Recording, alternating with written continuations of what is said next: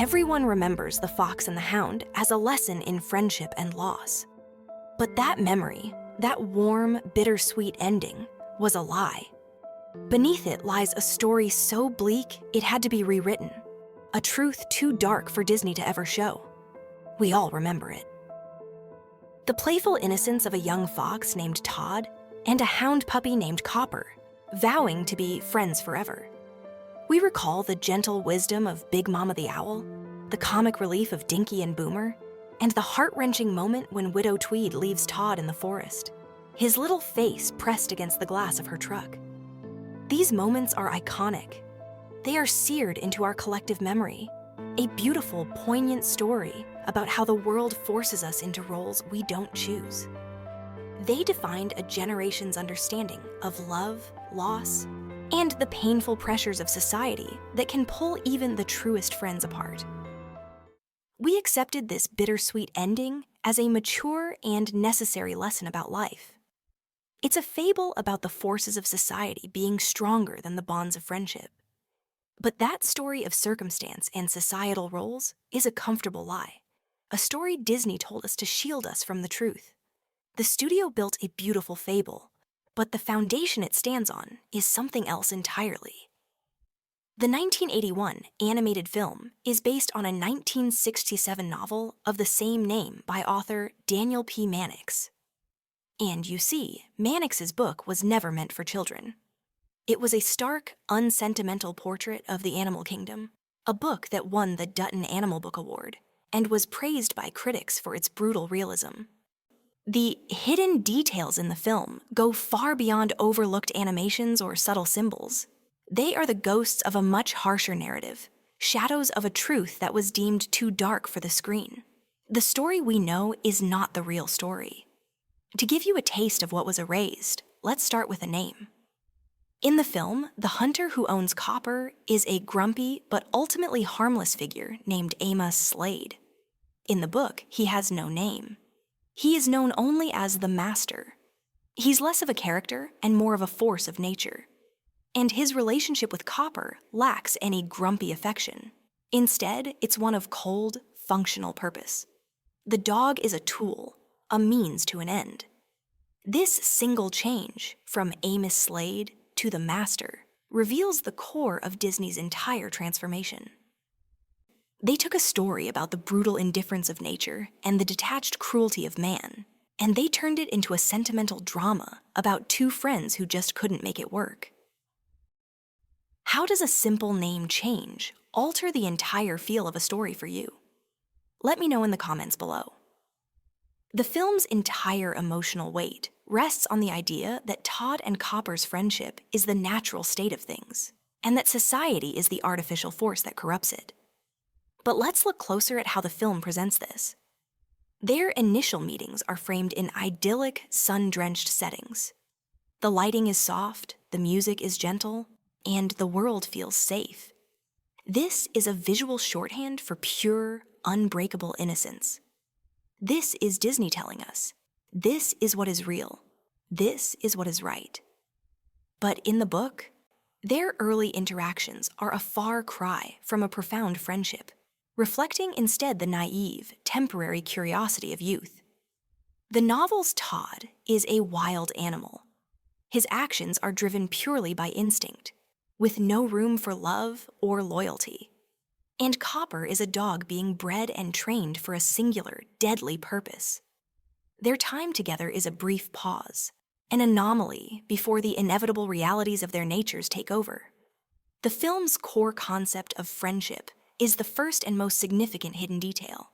It's a complete and total invention designed to make the story palatable for a family audience. It gives us a tragedy of lost love. The book gives us an inevitable clash of predator and prey, where the concept of friendship is a dangerous delusion. The film asks if friendship can survive society. The book never even lets them be friends in the first place. In the movie, Amos Slade is portrayed as a bumbling, almost comical antagonist. His obsession with catching Todd feels deeply personal, driven by the fox trespassing on his property and irritating his chickens. He's often outsmarted and his anger feels more like the frustration of a grumpy old man than a genuine threat. This is a classic Disney trope, the softened villain. Let the YouTube algorithm be the only villain we fight together and hit subscribe. The book's version of the hunter, the master, is something else entirely. He is a force of nature, as inevitable and as unfeeling as winter itself. He represents the detached, methodical encroachment of the human world on the wild. His hunt for Todd isn't personal. It's not born from a grudge, but from a matter of professional pride, a challenge to his skills as a hunter. He is a cold, patient man, and the fox is simply the ultimate problem to be solved. The film gives us a person to blame, an individual whose anger we can see as flawed. The book gives us an impersonal system to fear, a representation of humanity's absolute and uncaring dominance over the natural world. Amos Slade is a character. The master is a concept. Consider the other animals in the forest. Big Mama the owl acts as a wise mentor. Dinky the finch and Boomer the woodpecker provide constant comic relief. Together, they create the impression of a benevolent, organized, and almost human-like community in the woods.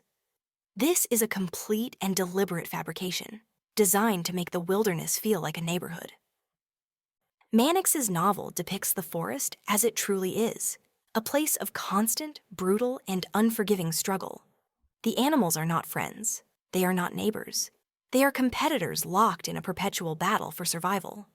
The book includes grim, unsparing details of Todd's life in this world. We see the raw realities of hunting for food, of the violent chaos of mating season, and of the ever-present specter of death. There are no friendly owls offering advice. There are only the hunter and the hunted.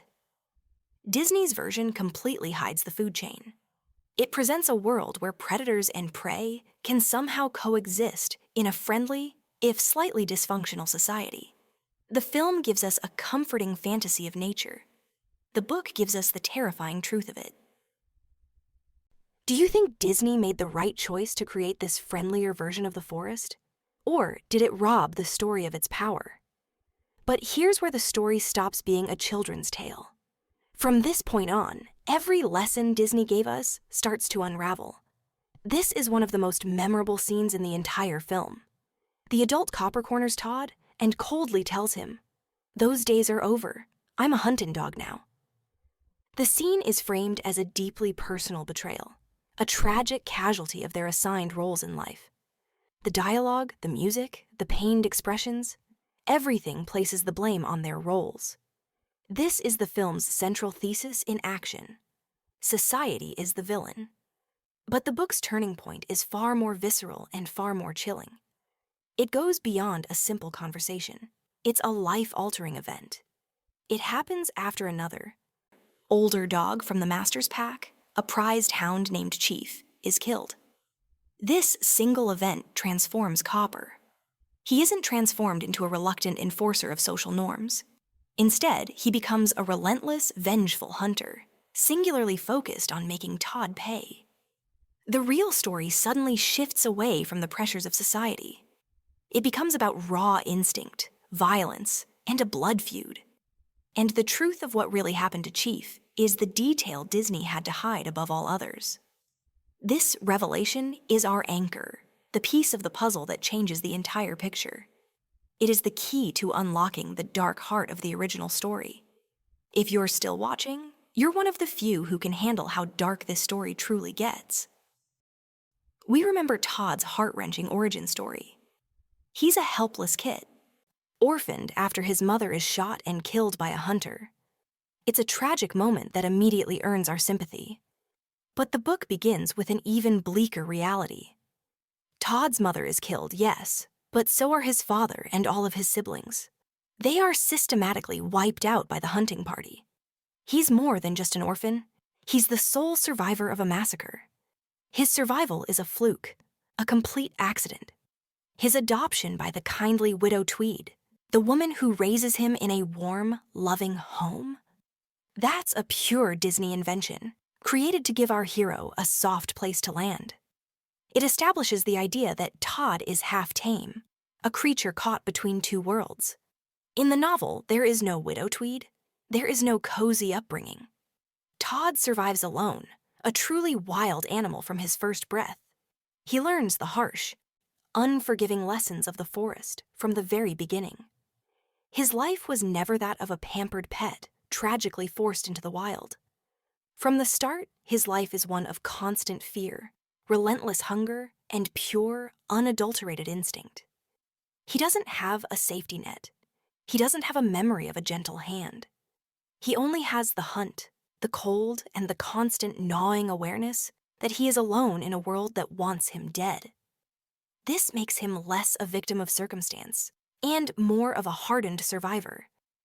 The film shows Copper being groomed by Amos Slade to be a hunting dog, but his internal conflict, his loyalty to Todd versus his duty to his master, is the central focus of his character arc. He is portrayed as a good dog caught in a bad situation. The novel is far more direct and far more brutal in its depiction of Copper's purpose. The master values Copper for one thing above all else: his exceptional, almost supernatural sense of smell. But he isn't the only dog in the pack. The master already has a skilled, experienced lead dog, a prized hound named Chief. In the book, Copper and Chief are not friends or partners. They are rivals. From the moment Copper arrives, there is a tense competition between them. Copper is not just learning how to hunt. He is actively competing to usurp Chief's position, to become the new favorite, the new leader of the pack. His motivation goes beyond simply pleasing his master, a concept he barely understands beyond obedience. It's about proving his own genetic superiority, about establishing his dominance within the pack's hierarchy. He is driven by a deep, primal instinct to be the best, the strongest, the one who leads the hunt. There is no conflict in his heart. There is only the drive to hunt and to win. This is it. This is the detail that changes everything. It's the single most significant alteration Disney made to the story, and it's the moment the entire narrative pivots from a sad drama to a horrifying tragedy. In the movie, Chief, the older dog, chases Todd along a railroad trestle. As the train approaches, Chief is clipped by the locomotive. He is thrown from the bridge and survives with a broken leg. This incident is what fuels Slade's anger and hardens Copper's resolve. But it's a non-lethal event. It's a serious injury, but not a death. Now here's the truth. In the novel, Todd, in a desperate, calculated act of self-preservation, intentionally leads Chief directly into the path of the oncoming train. He doesn't just accidentally cause him to fall. He strategically uses the train as a weapon. Chief is not injured. He is killed instantly, mangled by the locomotive. This is not an accident. It is a kill. Suddenly, the entire story clicks into place, doesn't it? This act transforms the entire story. The narrative is no longer about a lost friendship. It morphs into a brutal, unflinching tale of revenge. Copper's reaction isn't just sadness over a hurt friend. He witnesses his mentor's violent, shocking death at the hands of his former playmate. From this moment on, Copper's hunt for Todd is not a reluctant duty. It is a relentless, all-consuming vendetta. He is now driven by a singular purpose: to avenge the death of his pack leader. The story is no longer about society forcing two friends apart. Instead, it becomes a story about a blood debt that can only be paid with another life. This is the hidden detail that Disney buried, because it makes Todd a killer and Copper an avenger. And there is no going back from that. The movie shows Todd struggling to adapt to the wild for a short time, before he conveniently meets Vixie, a beautiful female fox who teaches him the ways of the forest. Their courtship is sweet, and his transition is relatively smooth. The book, however, details his entire brutal life cycle with unflinching realism. He does find a mate, a vixen, and they have cubs together. But his life is far from a romance. It's a grueling series of brutal life-or-death challenges. He endures the agony of steel-jawed traps, the searing pain of poisons left by farmers, and the constant, terrifying threat of other predators. But his primary antagonist, the one constant in his life, is always Copper. The hunt never ends. It becomes a lifelong siege. Season after season, Copper tracks him with inhuman patience. Todd isn't searching for love or peace. He's just surviving one more day. The forest isn't home. It's a trap, and Copper is the hunter circling its edges. The climax of the film is the famous, thrilling bear attack. It's a moment of high drama where the hunter becomes the hunted, and Todd and Copper must team up to save Amos Slade. This shared battle leads to a moment of reconciliation, a quiet understanding that their bond still exists. This entire sequence is a complete Disney invention, crafted to give the audience a satisfying, redemptive conclusion. The novel's climax is far quieter, far more grueling, and infinitely more horrifying. It is the final hunt. The master, now obsessed, spends years hunting the same fox. The final pursuit lasts over a day, an unbroken, merciless chase. Todd runs until his body gives out, his mind consumed by exhaustion. There's no heroic bear fight here, only the slow, methodical death of a creature that can't run anymore. Todd doesn't get a happy ending. After the day-long chase, he collapses from exhaustion in front of Copper. Revenge achieved, but it's hollow. His life's purpose ends in silence. But the story does not end there. In the novel's final, devastating twist, we learn what happens to Copper. The master, now old and unwell, is being forced to move into a nursing home. No dogs are allowed there. After a lifetime of service, Copper is no longer useful. In the book's final, soul-crushing lines, the master takes down his shotgun one last time. He leads his most loyal and skilled companion outside, and he shoots him. Everyone loses. The fox, the dog, the hunter. There are no heroes, no villains. There is only tragedy. Only a circle of loyalty, obsession, and death. The tragic realism of the fox and the hound's origins reveals how much we are shielded from. But what happens when the darkness isn't hidden in the source, but in the symbolism of the story itself? That's the secret of our next investigation. Because the hidden details in Thumbelina aren't just dark, they're a warning. Click here to find out what you've been missing.